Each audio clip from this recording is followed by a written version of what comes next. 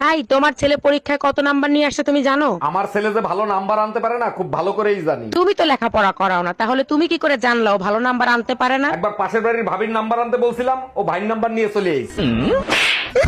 Bye bye tata. স্বামীর মুখে মুখে তর্ক করার কারণে স্ত্রীর জেব্বা কেটে দিল এক স্বামী। আমি বিশ্বাস করি না, আমি দেখবো কোথায় লেখা আছে, দেখাও। ক্লাস 5-এ 5 বার করছস ফেল, ইংলিশ পড়তে পারবি নে, পড়ে দেখ।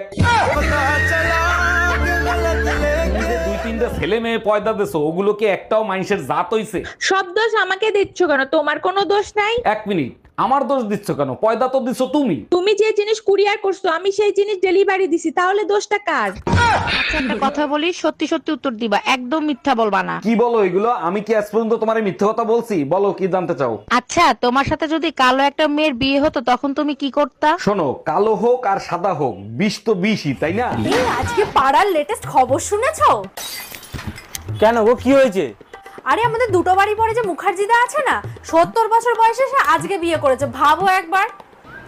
ইস, লোকটা সারা জীবন বুদ্ধি নিয়ে কাজ করলো আর শেষ বয়সে এসে দেখো ভুল কাজটা করেই ফেললো।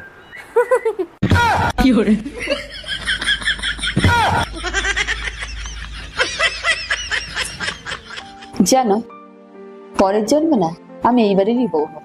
কিন্তু সেটা তো সম্ভব নয়। কেন? আমি তো বাড়ি বেচে দেবো। ভাবি, আমার জন্য একটা মেয়ে দেখেন তো, প্রেম করব। কিরকম মেয়ে লাগবে বলেন, খুঁজে দেব। এমন একটা মেয়ে দেখবেন যার মন ভেঙে গেছে, বেঁচে থাকার কোনো ইচ্ছাই নাই। সত্যি আপনি অনেক বড় মনের মানুষ, এরকম মেয়ে কেন খুঁজতেছেন? যার বেঁচে থাকার ইচ্ছা নাই, তার কিডনি বেঁচে আইফোন কিনবো।